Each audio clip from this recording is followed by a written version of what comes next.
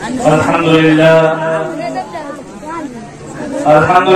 رب العالمين، والصلاة والسلام على سيد الأنبياء والمرسلين وعلى آله وأصحابه أجمعين. أما بعد، فعن أبي هريرة رضي الله تعالى عنه أن رسول الله صلى الله عليه وسلم قال: أتدرون من المفلس؟ قالوا: المفلس فينا من لا درهم له ولا متاع. فقال: المفلس من أمتي من يأتي يوم القيامة بصلاة وصيام وزكاة، ويأتي قد شتم هذا وقذف هذا وأكل مال هذا وسفك دم هذا وضرب هذا، فيعطى هذا من حسناته وهذا من حسناته، فإن فنيت حسناته قبل أن يقضي ما عليه أخذ من خطاياهم فطرحت عليه ثم طرح في النار، أو كما قال النبي صلی اللہ علیہ وسلم. اسٹیج پر رونق افروز علماء کرام و حفاظ اعظام، جلسے راہ میں تشریف لائے ہوئے مہمانان ذی وقار، ماں اور بہنوں، میں نے آپ حضرات کے سامنے اللہ کے سب سے محبوب پیغمبر اور آخری نبی حضرت محمد رسول اللہ صلی اللہ علیہ وسلم کی ایک مبارک حدیث پڑھی ہے. اس حدیث کی روشنی میں کچھ باتیں آپ حضرات کی خدمت میں عرض کرنا چاہتا ہوں. اللہ رب العزت کام کی باتیں کہنے کی اور ہم سب کو ان باتوں پر عمل کرنے کی توفیق مرحمت فرمائے. یہ بات ہم آپ اچھی طرح جانتے ہیں کہ ہمارا پیدا کرنے والا، ہمارا خالق اللہ ہے.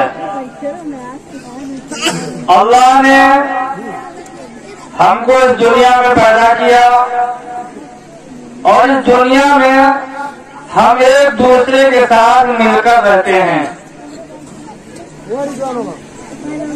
تو ایک تو ہمارا پیدا کرنے والا اللہ ہے، اور ایک یہ کہ ہم لوگوں کے ساتھ مل کر رہتے ہیں. تو جس نے ہمیں پیدا کیا اس کا بھی ہمارے اوپر حق ہے، اور جن لوگوں کے ساتھ ہم مل کر رہتے ہیں ان کے بھی ہمارے اوپر کچھ حق اور حقوق ہیں. اس دنیاوی زندگی میں ہم اور آپ مکلف ہیں. ہماری اور آپ کی یہ ذمہ داری ہے کہ ہم ان حقوق کو بھی ادا کریں جو اللہ کے ہمارے اوپر ہیں، اور ان حقوق کو بھی ادا کریں جو ایک دوسرے کے ہمارے اوپر ہیں. اللہ کے جو حق ہم بندوں کے اوپر ہیں ان کو حقوق اللہ کہا جاتا ہے، اور ایک دوسرے کے جو ہمارے اوپر حقوق ہیں ان کو حقوق العباد کہا جاتا ہے. عباد یہ عربی کا لفظ ہے جس کے معنی آتے ہیں بندوں، یعنی حقوق العباد یعنی بندوں کے حقوق، بندوں کے حق. ہمارا ماں باپ کے ساتھ رہتے ہیں، بیوی کے ساتھ رہتے ہیں، بچوں کے ساتھ رہتے ہیں، پڑوسیوں کے ساتھ رہتے ہیں، دوست احباب کے ساتھ رہتے ہیں، جان پہچان کے لوگوں کے ساتھ رہتے ہیں، گھر میں رہتے ہیں، گاؤں میں رہتے ہیں، شہر میں رہتے ہیں، دکان میں رہتے ہیں، کھیت کھلیان میں رہتے ہیں. ہم جہاں بھی جائیں گے تو کسی نہ کسی سے अल्लाह का कोई ना कोई बंदा हमको मिलता है, तो जो भी बंदा हमको मिलता है उसका कोई ना कोई हक हमारे ऊपर होता है। एक तो है अल्लाह का हक और एक है बंदों का हक। इन दोनों हकों में से हम मुकल्लफ हैं दोनों के हुकूक की अदायगी के, कि हम अल्लाह का हक भी अदा करें और बंदों का भी हक अदा करें। अगर किसी के हक में हमें कोताही की तो क़यामत के दिन हमारी पकड़ होगी। लेकिन अल्लाह का हक जो है,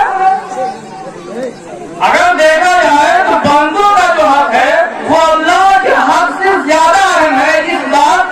इस माना कर कि बंदों के हक के अदायगी के हम ज्यादा मुकल्लफ हैं। अल्लाह के हुकूक क्या है? अल्लाह के हुकूक है इबादत करना, नमाज पढ़ना, ज़कात देना, रोजे रखना, हज करना, सदका खैरात करना।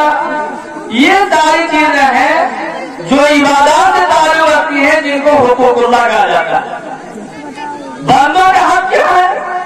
बंदों के बहुत सारे हुकूक हैं, लेकिन तमाम हुकूक तीन चीजों में मुनहसर हैं। हमारे ऊपर एक दूसरे के जो हक लाज़िम होते हैं, उन तमाम हुकूक का ताल्लुक तीन चीज से है। एक माल से है, दूसरे इंसान की जान से है, तीसरे इंसान की इज्जत से है। माल, जान और इज्जत एक दूसरे के ऊपर जो बंदों के हुकूक अल्लाह ताला ने आयत किए हैं, इन तमाम हुकूक का ताल्लुक इन्हीं तीन चीजों से है। या तो माल से मुतालिक हक होंगे, या जान से मुतालिक हक होंगे, या फिर इज्जत और आबरू से मुतालिक हक होंगे। तो ये है बंदों के हुकूक और एक अल्लाह के हुकूक। अल्लाह के जो हक हमारे ऊपर है, उन हुकूक के हम मोहताज हैं, अल्लाह उन हुकूक का मोहताज नहीं है। वो हक अगर हम अदा करते हैं तो हमारा फायदा होगा। नमाज हम पढ़ेंगे, रोजा हम रखेंगे, ज़कात हम देंगे, हज हम करेंगे तो हमारा फायदा होगा। इन हुकूक में अगर हम कोताही करेंगे तो हमारा नुकसान होगा। नमाज नहीं पढ़ेंगे, रोजा नहीं रखेंगे, हज नहीं करेंगे, ज़कात नहीं देंगे तो इसमें नुकसान हमारा होगा। अल्लाह का ना कोई फायदा है, अल्लाह का कोई नुकसान है। ऐसा नहीं है कि हम नमाज पढ़ने जाएंगे तो अल्लाह का कोई फायदा होगा, हम नमाज नहीं पढ़ेंगे तो अल्लाह का कोई नुकसान होगा। अल्लाह के जो हुकूक है, इनकी अदायगी से हमारा फायदा होता है और इनके छोड़ने से हमारा नुकसान होता है। लेकिन बंदों के जो हुकूक है, बंदों के हुकूक की अदायगी में अगर हम कोताही करते हैं तो बंदे का नुकसान होता है। बंदे के हुकूक की अदायगी में अगर हम कोताही करते हैं तो बंदे का नुकसान होगा। इसलिए अल्लाह ताला अपने हक के नुकसान को तो बर्दाश्त कर देगा, लेकिन बंदों के नुकसान को अल्लाह ताला बर्दाश्त नहीं करेंगे। एक आदमी का माल हमारे ऊपर है, हम एक आदमी का कर्जदार है, हम उसका कर्ज नहीं दे रहे हैं, किसी का पैसा हम बाकी है, हमको अदा नहीं कर रहे हैं, तो उसका बाकी पैसा अदा न करने की वजह से उसका नुकसान हुआ, उसके माल का नुकसान हो रहा है। तो इस हक की अदायगी में अगर हम कोताही करते हैं तो एक बंदे का नुकसान हो रहा है। अल्लाह ताला को पसंद नहीं है कि एक बंदा दूसरे बंदे का कुछ नुकसान करे। इसीलिए जो मैंने हदीस पढ़ी है, इस हदीस के अंदर अल्लाह के नबी सल्लल्लाहु अलैहि वसल्लम ने इन्हीं दोनों बातों को बड़े जामे अंदाज में और मुख्तसर अंदाज में बड़ी वजाहत के साथ अपनी उम्मत को समझाया है। एक बार मजलिस लगी हुई थी, सहाबे कराम मौजूद थे, अल्लाह के नबी सल्लल्लाहु अलैहि वसल्लम ने एक सवाल किया। जब कोई अहम बात अल्लाह के नबी सल्लल्लाहु अलैहि वसल्लम सहाबे कराम को समझाना चाहते थे तो पहले उनसे सवाल करते थे। सवाल करने के बाद आदमी पूरी तरह मुतवज्जे हो जाता है उसका जवाब जानने के लिए। अभी आप के सामने बयान किया गया, आप सुन रहे हैं, हो सकता है आप सुन रहे हो लेकिन बीच बीच में आपका ध्यान ज्यादा चला जाता हो। लेकिन अभी आपसे कुछ सवाल कर लिया जाए तो बड़ी तवज्जो के साथ हम मेरी बात को सुनने लगेंगे और खुद उसका जवाब सोचने लगेंगे या फिर वो जवाब सुनने की कोशिश में लग जाएंगे। तो जब आदमी पूरी तवज्जो के साथ भी बात सुनता है तो अच्छी तरह उसको समझ भी आता है। तो अल्लाह के नबी सल्लल्लाहु अलैहि वसल्लम का तरीका था कि जब कोई अहम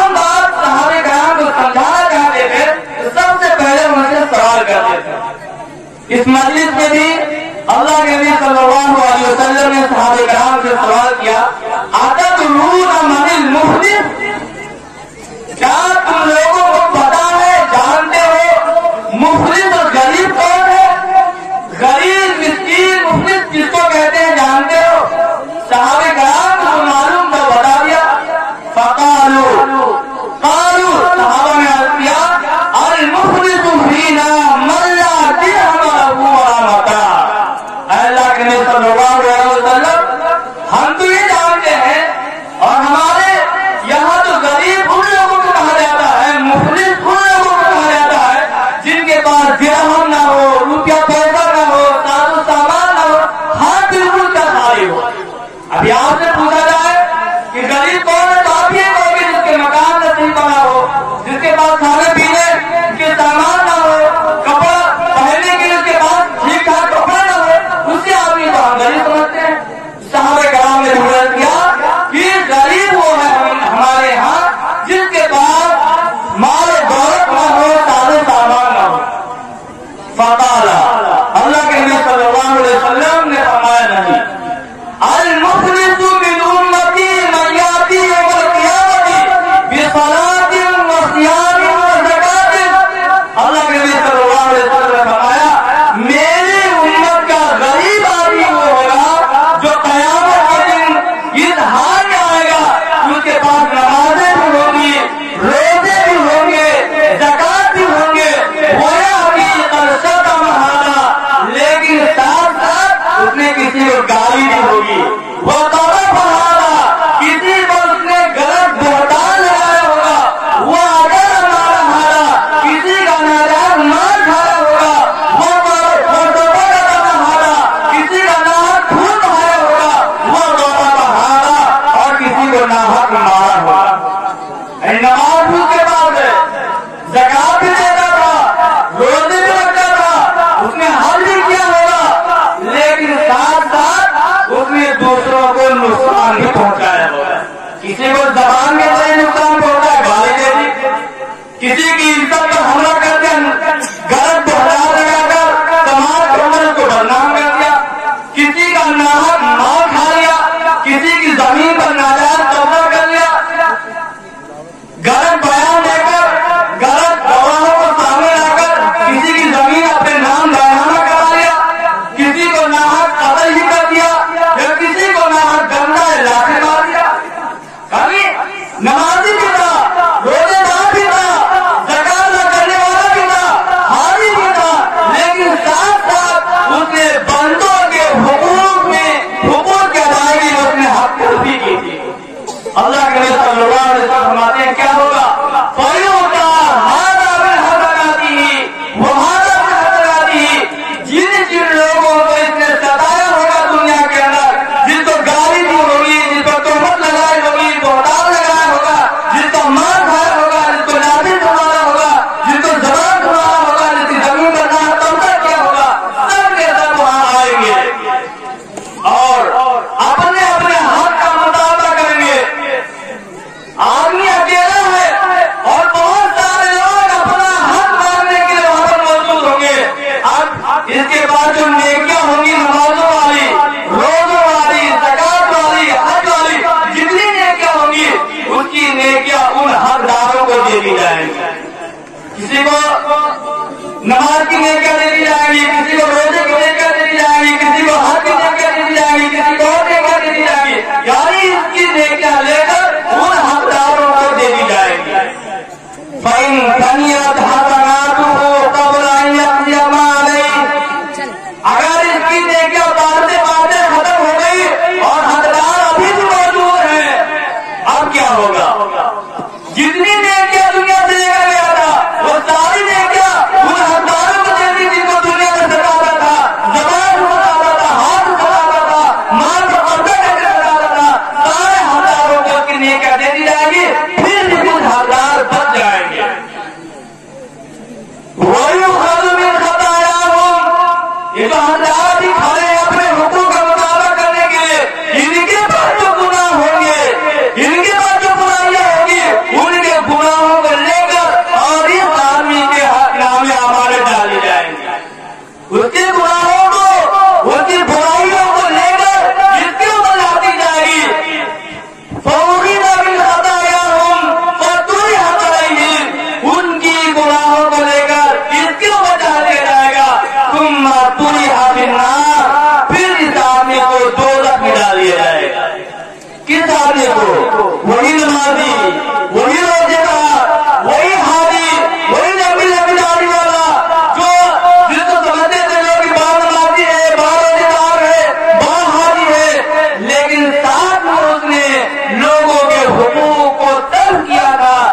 जिसकी वजह से नमाजी होने के बावजूद, रोजेदार होने के बावजूद, हाजी होने के बावजूद उसको दोज़ख में डाल दिया जाएगा।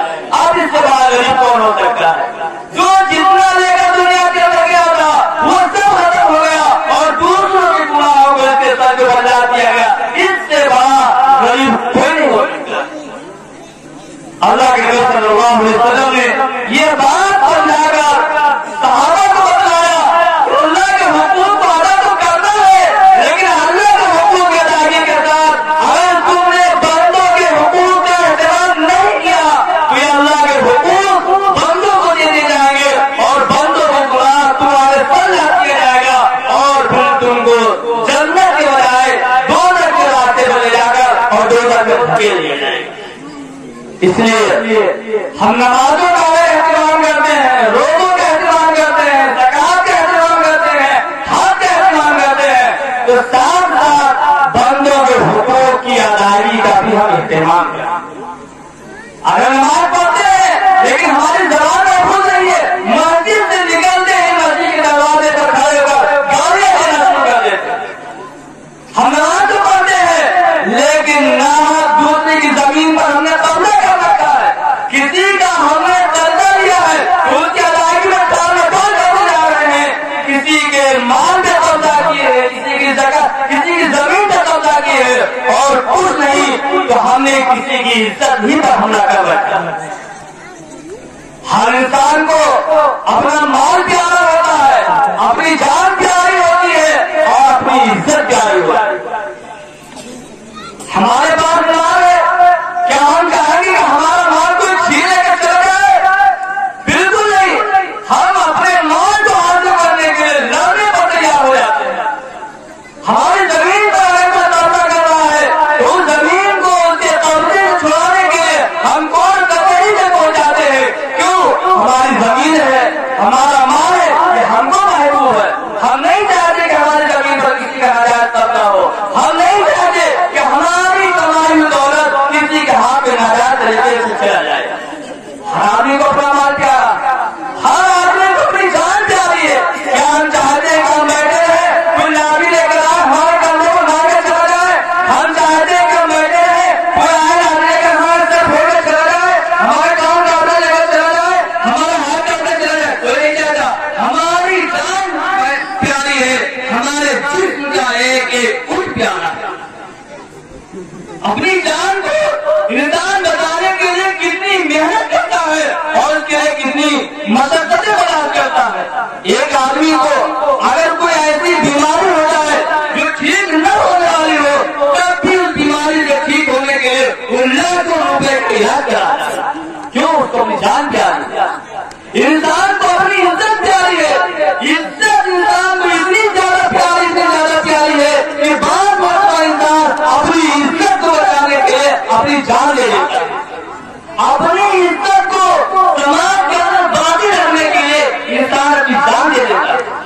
इंसान को सबसे ज्यादा अपनी इज्जत प्यारी होती है, लेकिन आज हम दूसरों की बेइज्जती करने में हमको बड़ा मजा आता है। दूसरों की बुराइयों को उछालकर लोगों की निगाहों में गिराने में बड़ा मजा आता है। दूसरों की बेइज्जती करने में हमको बड़ा मजा आता है।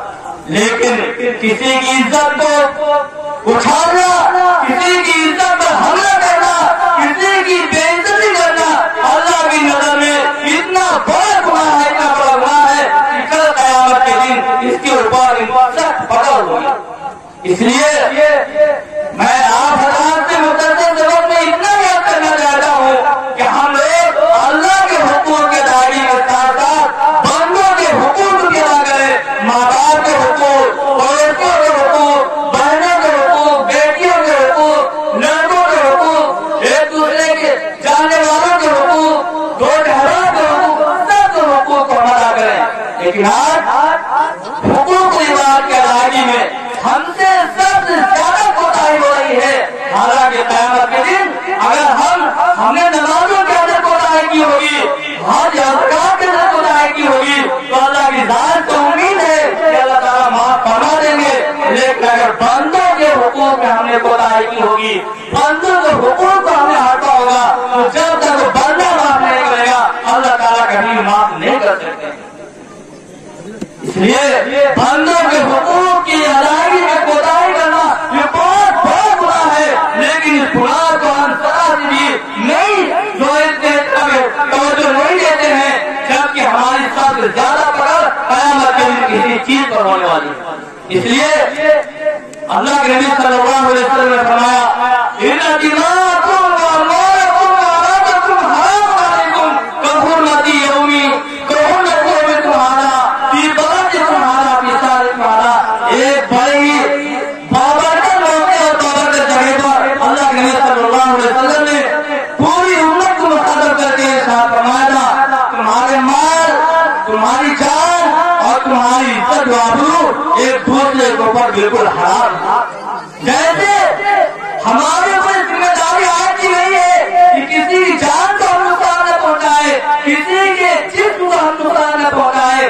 اسی لیے اللہ کے نبی صلی اللہ علیہ وسلم نے حدیث کا ارشاد فرمایا کہ کامل اور پکا مسلمان وہ ہے جس کی زبان سے اور جس کے ہاتھ سے دوسرے لوگ محفوظ ہیں، یعنی ہم سے کسی کو کوئی تکلیف نہ پہنچے. تو اللہ کے نبی صلی اللہ علیہ وسلم نے فرمایا دوسروں کی جان کی اور دوسروں کے جسموں کی حفاظت کرنا ہر مسلمان کی ذمہ داری ہے. کسی مسلمان سے کسی دوسرے کے جسم کو یا بدن کو یا جان کو کوئی تکلیف نہ پہنچ پائے. اس میں تو ہم تھوڑی بہت رعایت کرتے ہیں کہ کسی کو ناجائز مارتے نہیں ہیں، کسی کو ہم مدد نہیں کرتے ہیں. صرف ہو سکتا ہے کہ صرف ہم کو اس کا ڈر ہو کسی کو مار دیں گے، کسی کا قتل کر دیں گے کہ ہماری جیل ہو جائے گی. ہو سکتا ہے کہ جیل ہو جانے کے بعد سے ہم دوسروں کی جان اور جسم کا احترام کرتے ہوں. لیکن ہم کو احترام اس نیت سے کرنا چاہیے کہ اللہ کے نبی صلی اللہ علیہ وسلم نے حکم دیا ہے اور ہماری ذمہ داری بتائی ہے کہ دوسروں کو آرام پہنچانا اور دوسروں کے جسم اور جان کی حفاظت کرنا ایک مسلمان کی ذمہ داری. تو جیسے دوسروں کی جان کی اس کے جسم کی حفاظت ہماری ذمہ داری ہے، ایسے ہی دوسروں کے مال کی حفاظت کی بھی ہماری ذمہ داری ہے. دوسرا کا مال ہم سے محفوظ ہو، ایسا نہ ہو ایک آدمی کو سامان بھول گیا، اب اس کو خطرہ ہے کہ اگر میں دوبارہ سامان لینے جاؤں گا تو مجھے نہیں ملے گا، اس لیے کہ کوئی نہ کوئی اٹھا لے گا. مسلمان کی شان نہیں چاہیے کہ کتنی قیمتی چیز کوئی پڑی ہوئی ہو اور آپ سامنے سے گزر رہے ہو تو آپ اس کو ہاتھ نہ لے پائے، تاکہ جس جانے والے کا سامان گرا ہو وہ اگر دوبارہ لوٹ کر ڈھونڈتے ڈھونڈتے جگہ آئے تو اپنا سامان پا جائے. مسلمان کی شان یہ ہونا چاہیے. لیکن ہم کیا کرتے ہیں؟ ہم راستے میں جا رہے ہیں، کوئی قیمتی کا معمولی چیز اگر راستے میں پڑی ہوئی آتی ہے تو فوراً اگر کو جیل میں رکھ لیتے ہیں. اگر جس آدمی کا وہ سامان گرا تھا اس کو تھوڑی دور جانے کے بعد اگر احساس ہوتا ہے اور سوچتا ہے کہ لاؤ اس راستے پر واپس آؤ ڈھونڈتے ڈھونڈتے بہت اچھا مل جائے، لیکن وہ جب تک آئے گا کوئی لے کر چلا گیا ہوتا ہے اس کو دوبارہ وہ سامان نہیں ملتا. یہ مسلمان کی شان ہے. ہماری وجہ سے دوسرے کا مال محفوظ ہو. جب ہم دوسرے کے مال کو اپنے مال کی طرح اس کی حفاظت کریں گے تبھی ایسا ہو سکتا ہے.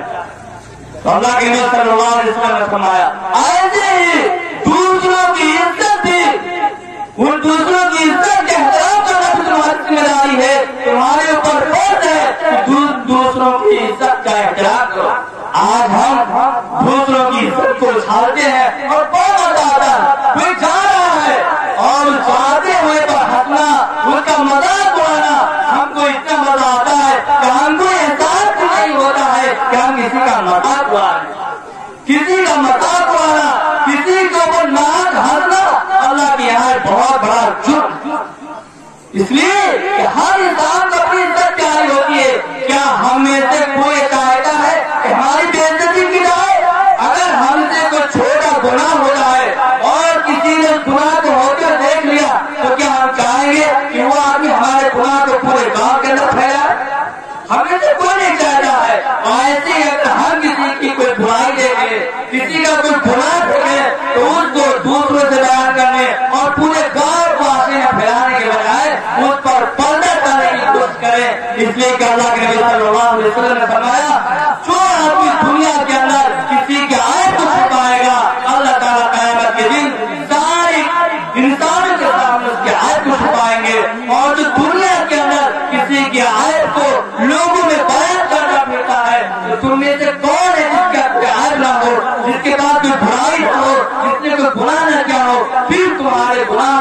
तुम्हारे हाथ को क़यामत के दिन सारे इंसान के सामने छोड़ा जाएगा। इसलिए अल्लाह के नबी सल्लल्लाहु अलैहि वसल्लम ने दूसरों की इज्जत का एहतराम करते हुए ये तालीम दी कि दूसरों के आय को छुपाओ, दूसरों के आय को दूसरे से बयान न करो। लेकिन हम दूसरों के आय को बयान करके वो उसकी बेइज्जती करते हैं, उसकी इज्जत का एहतराम नहीं करते। इसलिए मैंने अर्ज किया कि इंसान को अपने माल की जान से ज्यादा प्यारी इज्जत होती है। इस इज्जत का एहतराम अगर हम नहीं करते हैं तो बहुत बड़ा गुनाह करते हैं। और इज्जत का ख्याल बड़ों को नहीं होता है, छोटों को भी अपनी इज्जत का एहतराम होता है। वो भी समझते हैं कि हमारी इज्जत का एहतराम किया जाए। छोटे छोटे बच्चे अपनी इज्जत को बेइज्जती होते हुए कैसे महसूस करते हैं। मैं एक मिसाल समझाकर अपनी बात को खत्म करूंगा। अब मान लीजिए एक छोटा सा बच्चा है, छोटा सा बच्चा एक छोटी साइकिल लेकर जा रहा है और जाते जाते चलाते हुए रास्ते में गिर गया। रास्ते में जिस जगह गिरा है वहां पर कोई आदमी मौजूद न हो तो अगर चोट भी खाएगा तो उठकर साइकिल पकड़कर फिर चला जाएगा। चोट भी खाया है लेकिन कोई देखने वाला नहीं था तो वो रोए बगैर और चला जाएगा। लेकिन अगर एक बच्चा, छोटा सा बच्चा साइकिल चला रहा है, चलाते चलाते ऐसी जगह पहुंचा जहां कई लोग खड़े हुए थे और वही जाकर गिर गया और गिरने के बाद चोट भी नहीं लगी, लेकिन जो लोग खड़े हुए थे उन सबने हंस लिया। खड़े हुए लोग हंस पड़े। अब उसके हंसने की वजह से वो बच्चा रोने लगता है। क्यों? उसको अपनी बेइज्जती महसूस हो रही है। वही सोचे से नहीं रहा उसको चोट लगी है, वही सोचे से रो रहा कि मैं इतने लोगों के सामने गिरा हूँ, मेरी तो बेइज्जती हो गई। तो एक बच्चे को जब अपनी बेइज्जती का एहसास होता है तो वो भी रोने लगता है। अब अल्लाह अगर हम बड़ों की बेइज्जती करें, उनकी इज्जत का एहतराम न करें तो हम के दिल को तकलीफ नहीं होती होगी। अल्लाह के नबी सल्लल्लाहु अलैहि वसल्लम ने हमको इस बात का मुकर्रर बनाया है कि न किसी के जिस्म को तुम तकलीफ पहुंचाओ और न तुम किसी के दिल को तकलीफ पहुंचाओ। जिस्म को भी आराम पहुंचाना और दिल को भी आराम पहुंचाना एक मुसलमान की जिम्मेदारी है। मैं आप हज़रात से यही दरखास्त करना चाहता हूँ कि हम दूसरों के हुकूक के अदायगी का एहतराम करें। अगर हर मुसलमान दूसरों के हक को अदा करने वाला बन जाए तो फिर किसी मुसलमान को किसी से कोई तकलीफ नहीं होगी। कोई सब मुसलमान और पूरे समाज और माशरे के लोग आराम और राहत करेंगे। एक पड़ोसी दूसरे पड़ोसी का ख्याल करने लगे, एक भाई दूसरे भाई का ख्याल करने लगे, माँ बाप बेटों का ख्याल करने लगे, बेटे माँ बाप का ख्याल करने लगे, भाई बहनों का ख्याल करने लगे, बहनें भाइयों का ख्याल करने लगे, शौहर बीवियों का ख्याल करने लगे, बीवियां शौहर का ख्याल करने लगे, गांव वाले दूसरे के ख्याल करने लगे तो क्या किसी को तकलीफ पहुंच सकती है? आज हम एक दूसरे का ख्याल नहीं करते, सबको अपनी अपनी फिक्र होती है। इसलिए आज हमारे समाज के अंदर हम लोग चैन नहीं है।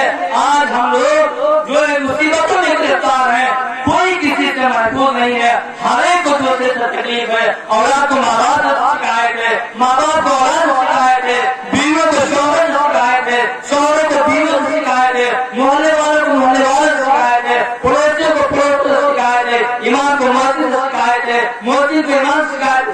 हर इंसान को दूसरे से शिकायत है और शिकायत इस बिना पर है कि जो हुकूक हमारे मुसलमान हैं उन हुकूक के अदायगी का हम एहतराम नहीं करते हैं। अल्लाह रब्बुल इज्जत कहने सुनने ज्यादा करने की तौफीक